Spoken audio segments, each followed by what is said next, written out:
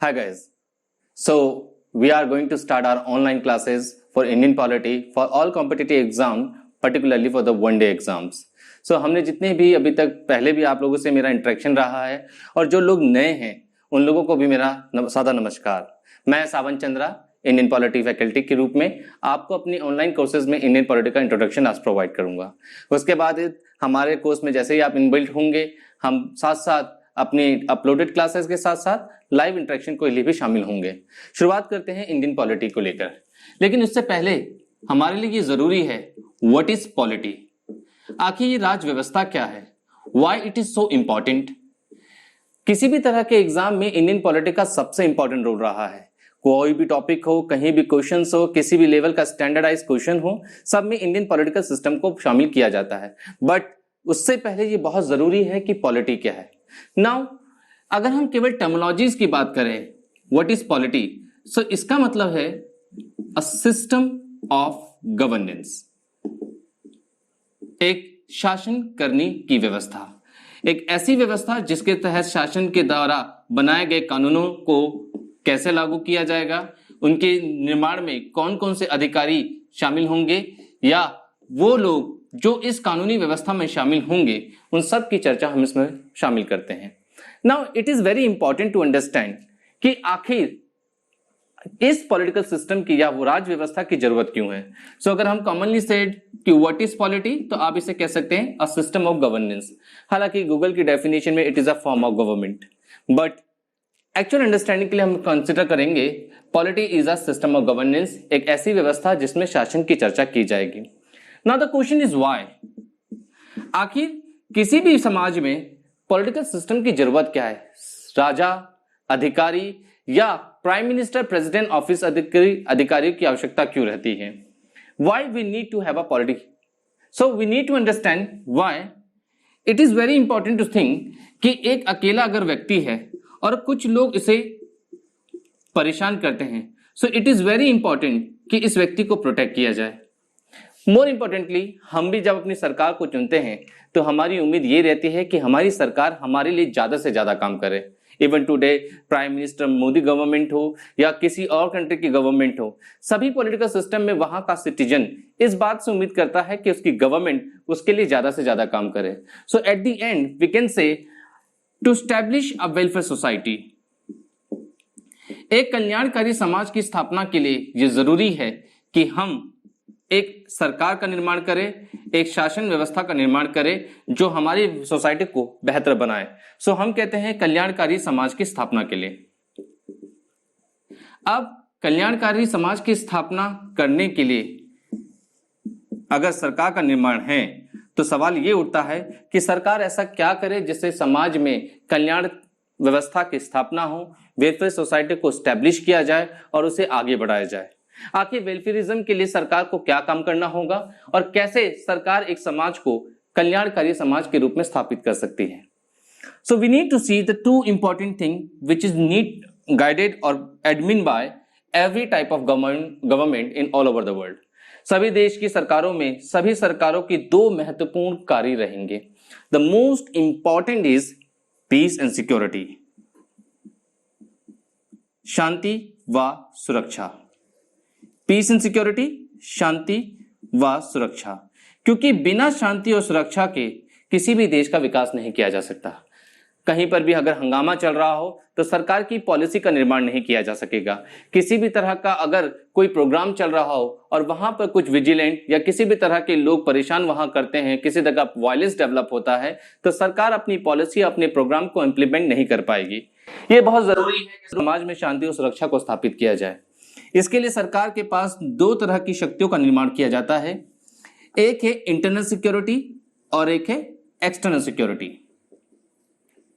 Internal security के लिए बहुत जरूरी है we need to have a police force.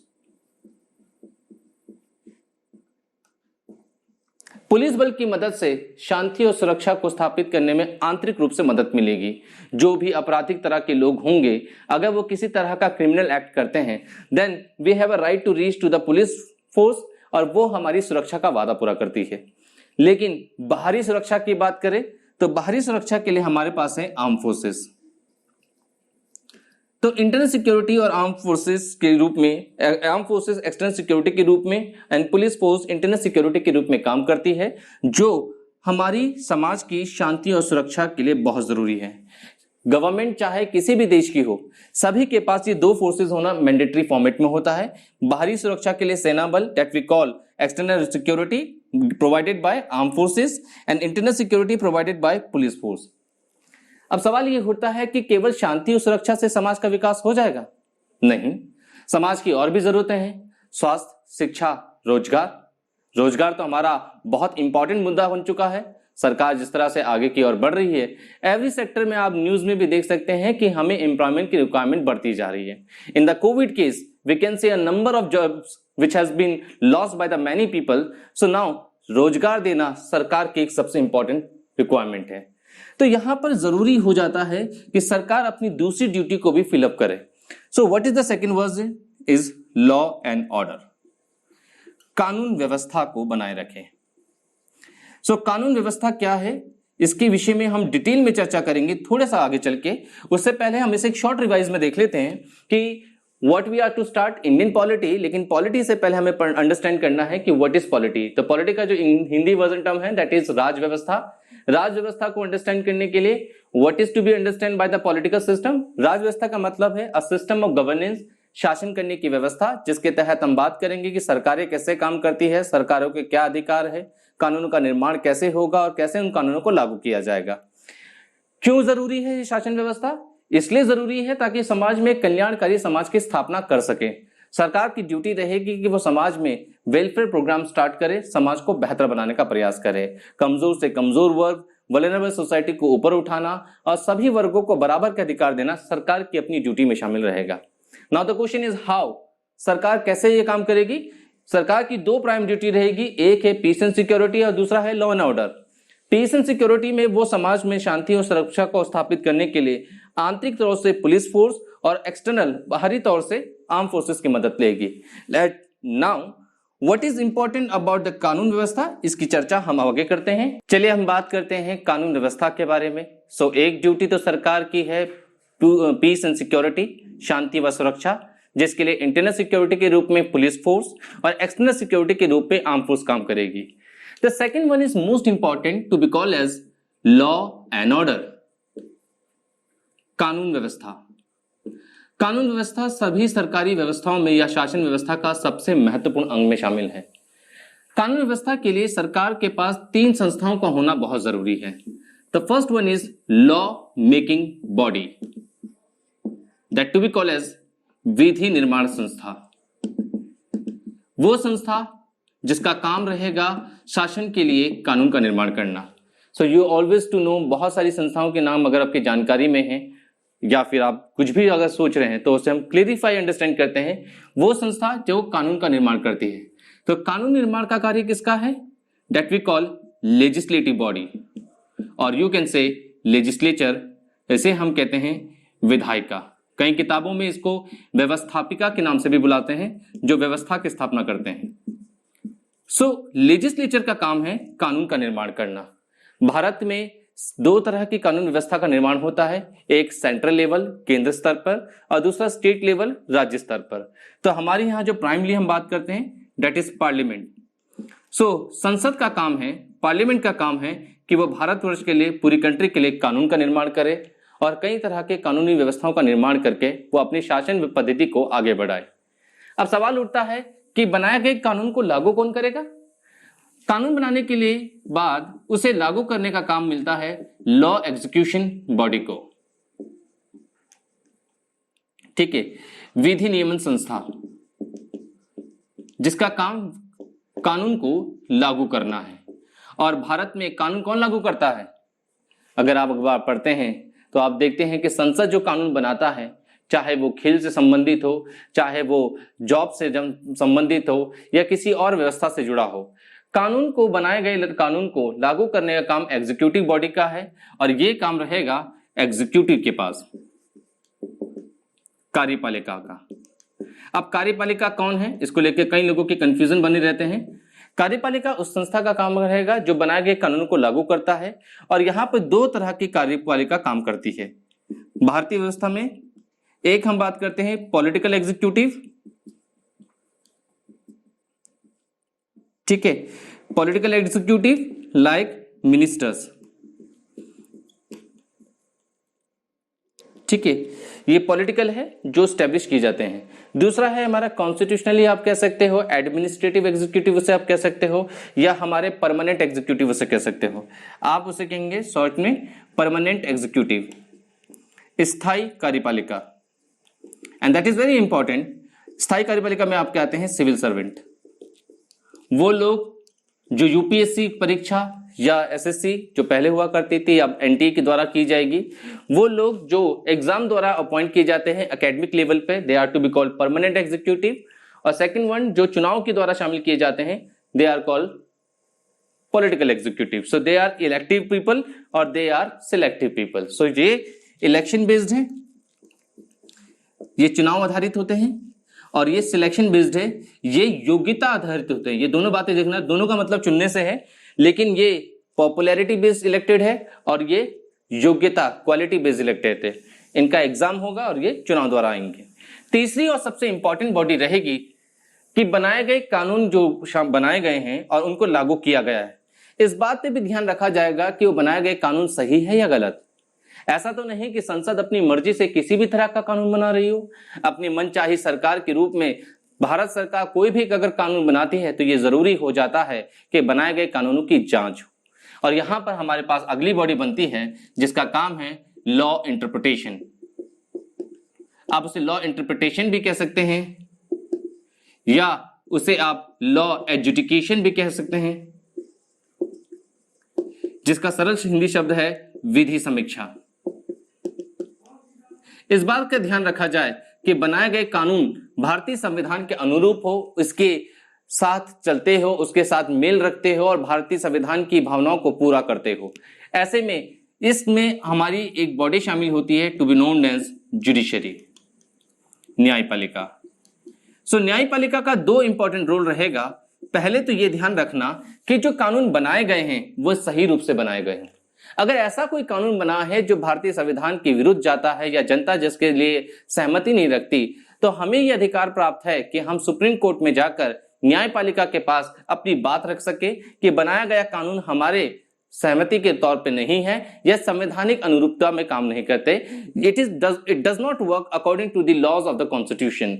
So if it does not you can say, अगर ये कानूनी व्यवस्था संवैधानिक तौर से या कॉन्स्टिट्यूशन के कॉन्ट्ररी जाती है तो वो संविधान के विरूप में जाती है या उसके विपरीत हो जाती है, उसके कॉन्ट्ररी काम करती है, तो हम सुप्रीम कोर्ट में इसके खिलाफ आवाज उठा सकते हैं। And we have seen supreme court ने कई बार सरकार के दिए गए कानूनों को रद्द किया है। इसके अलावा सुप्रीम कोर्ट का यह भी काम रहेगा कि वो ये भी देखेगी कि कानून जो बनाए गए हैं उन्हें सरकार सही रूप से लागू भी कर रही हो। कानून तो बन गया, सरकार काम नहीं कर रही है, तो हम लोग सुप्रीम कोर्ट के पास जा सकते हैं और सुप्रीम कोर्ट से कह सकते हैं कि सरकार के बनाए गए इस पॉलिसी का पालन नहीं हो रहा है, सरकारें इसमें सही रूप से काम नहीं कर रही है। तो यहां पर सुप्रीम कोर्ट की काम जो रहेगा विधि समीक्षा, कि कानूनी निर्माण सही रूप से हो रहा हो, लॉ का एग्जीक्यूशन सही रूप से किया जा रहा हो। They are very important to understand. Now न्यायपालिका में हम जानते हैं कि कौन कौन शामिल है। The most supreme body is supreme court.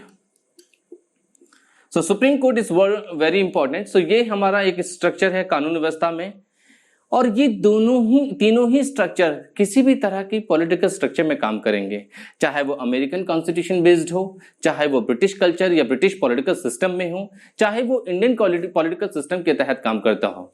सरकार चाहे कोई भी हो, peace and security and law and order maintain करना सरकार की ड्यूटी है, क्योंकि इन्हीं दो पिलर्स पे वेलफेयर सोसाइटी का एस्टेब्लिशमेंट माना जाता है। पीस एंड सिक्योरिटी में हम बात कर चुके हैं। इंटरनल सिक्योरिटी जो पुलिस के अधिकारों पे शामिल होती है, एक्सटर्नल सिक्योरिटी जो हमने आर्म फोर्सेस को प्रोवाइड की है या आर्म फोर्सेस मिलिट्री सेवा के आधार पर भारत की बाहरी सुरक्षा की जाएगी। तीसरी ये तीन बॉडी जो काम करेगी लॉ एंड ऑर्डर के लिए, वो है लॉ एंड मुकिन बॉडी जिसका नाम है पार्लियामेंट, लेजिस्लेटिव के रूप में काम करेगी। Law execution body that is executive, दो तरह के अधिकारी काम करेंगे, political executive and permanent executive जो चुनाव जीत के आए हैं और या किसी परीक्षा के तहत शामिल हुए। और तीसरा है लॉ इंटरप्रिटेशन जिसका काम रहेगा कि बने गए कानून को सही रूप से लागू किया जाए और साथ ही साथ उन्हें सही रूप से शामिल भी किया जाए। जुडिशरी के तहत में सुप्रीम कोर्ट सभी कानूनों की समीक्षा करेगी। अब इसके आगे हमें बात करनी है कि आखिर इस पॉलिटिकल सिस्टम में और कौन कौन सी व्यवस्था है या किस किस तरह के पॉलिटिकल सिस्टम हम काम करते हैं। सो ये तो बेसिक फॉर्मेट है। आगे हम बात करते हैं what is the form of political system. So now अब हमारी जरूरत है इस बात को अंडरस्टैंड करने की कि आखिर किस किस तरह की पॉलिटिकल सिस्टम या पॉलिटी वर्क करती है थ्रू आउट द वर्ल्ड। हम देख सकते हैं कि फॉर्म ऑफ पॉलिटिक की अगर हम बात करें और पॉलिटिकल सिस्टम की बात करें तो हम इसे कह सकते हैं राज व्यवस्था के रूप, राज व्यवस्था के रूप। बेसिकली राज व्यवस्था में जो सिस्टम या गवर्नमेंट्स काम करती है they basically are two of type. पहला जो कॉन्सेप्ट है जिसे हम कहते हैं रूल ऑफ लॉ और दूसरा होता है रूल बाय लॉ। तो रूल ऑफ लॉ को अंडरस्टैंड करने से पहले रूल बाय लॉ पे चलते हैं। रूल बाय लॉ विधि द्वारा शासन, जहां पर कानून के द्वारा पूरे समाज को नियंत्रित किया जाता है, सिस्टम को कंट्रोल किया जाता है। ठीक है, सो नॉर्मली सबसे पहला जो डेवलपमेंट है इसी में रहेगा। रूल बाय लॉ में the ruler is above the law. जो कानून निर्माण करता है या फिर जो शासक है वो कानूनी सीमाओं से ऊपर है। इस तरह की व्यवस्था में सबसे इंपॉर्टेंट वे है और सबसे पुराना जो एंशिएंट कल्चर फॉर्मेट है to be called as monarchy, राजतंत्र। राजतंत्र व्यवस्था में राजा ही कानून का निर्माण करता है, राजा ही कानून को लागू करता है और राजा ही दंड देने का अधिकारी भी है। ऐसे में राजा के बनाए गए कानून अगर उससे टूट जाते हैं तो राजा दंड का पात्र नहीं है, he can not be punished. So the king is above the law. वो किसी भी तरह का कानून का निर्माण कर सकता है और किसी भी तरह के कानून को रद्द भी कर सकता है। वो जब चाहे किसी को सजा भी दे सकता है। ऐसे में राजतंत्र व्यवस्था में the ruler is above the law. In the modern time period अब बहुत से लिमिटेड कंट्रीज रह चुकी है जहां पर किंग रूल है, अफ्रीकन कंट्रीज उसमें शामिल होती है। ठीक है, सो यहां पर राजतंत्र व्यवस्था की हम बात करते हैं। दूसरी तरफ एक और है, यहां का रूलर कौन होगा? यहां का रूलर होगा किंग, एक राजा। ठीक है, दूसरा एक रूल है जिसे हम कहते हैं ऑटोक्रेसी। ऑटोक्रेसी जिसे हम एक शाही तंत्र भी कहते हैं, जहां पर एक व्यक्ति शासन तंत्र व्यवस्था को अपने नियंत्रण पर करता है। अब इन दोनों में फर्क है। यहां पर मोनार्किज्म में एक रूल चलता है किंगशिप लॉ को, जिसके तहत राजा का बेटा ही राजा बनेगा। अभी एक सुपर 30 मूवी आई थी, उसमें एक डायलॉग भी था ऋतिक रोशन के कंसर्ट में, जहां पर कहा गया था कि राजा का बेटा ही राजा बनेगा। तो उस सिस्टम में जहां राजा के बेटे को ही राजा बना दिया जाता है वो एक तरह का मोनार्किज्म रहता है। बट दूसरी एक और जगह जहां पर सिस्टम पे कंट्रोल किसी व्यक्ति के पास किसी तरह की तानाशाही को कंट्रोल करने के रूप में, या तो वो मिलिट्री की हेल्प से या किसी तरह की रेवोल्यूशन के रूप में क्रांति के बल पर सत्ता को धारण कर लेता है। ऐसे में कई सारे नाम हैं जो हम इस रूप में देख पाते हैं, जिसमें अडल्फ हिटलर, बेनितो मुसोलिनी या फिर गद्दाफी, सद्दाम हुसैन, परवेज मुशर्रफ, ऐसे कई तरह के लोग हैं जिसमें शामिल हो चुके हैं। अभी रिसेंटली लास्ट जो ऑटोक्रेट के नाम जिसे हम बात करते हैं that to be called as Robert Mugabe. Robert Mugabe Zimbabwe के ऑटोक्रेट रह चुके हैं। ठीक है, but we need not to go much more detail about this two types of government. हमारी अंडरस्टैंडिंग जो पूरे वर्ल्ड में वर्कआउट करती है, most of the work is under the rule of law, कानून व्यवस्था के तहत। इस रूल ऑफ लॉ के तहत जो भी अधिकारी होगा, the ruler is below the law, वो कानून के अधीन है। वो कानून जिसके तहत पूरा का पूरा शासन व्यवस्था काम करता है। आखिर वो कानून क्या है जिसके तहत सारी व्यवस्थाएं काम करती है? उस कानून को हम कहते हैं कॉन्स्टिट्यूशन। इसकी चर्चा हम बाद में करेंगे। फिलहाल रूल ऑफ लॉ, जहां पर रूलर जो है कानून के तहत रहता है, ऐसी व्यवस्था में संविधान के तहत ही अधिकारियों का निर्माण होता है। India has the highest officer named as president, but the president is created by the constitution of India. इसी तरह के कई और तरह की गवर्नमेंट्स भी होंगी जहां पर कानून का निर्माण है और कानून के तहत ही उन अधिकारियों की नियुक्ति होती है। यहां पर बेसिकली दो तरह की गवर्नमेंट्स काम करती है। एक कहलाती है डेमोक्रेटिक गवर्नमेंट्स और डेमोक्रेटिक सिस्टम, और एक कहलाती है कम्युनिस्ट सिस्टम। हालांकि कम्युनिस्ट भी सिस्टम भी एक तरह का डेमोक्रेटिक फॉर्मेट है। यहां पर भी इलेक्शंस होते हैं और यहां पर भी इलेक्शंस होते हैं, but it is not a true format. इसे हम कई बार इस नाम से भी बुलाते हैं सूडो डेमोक्रेसी, यानी कि छद्म लोकतंत्र।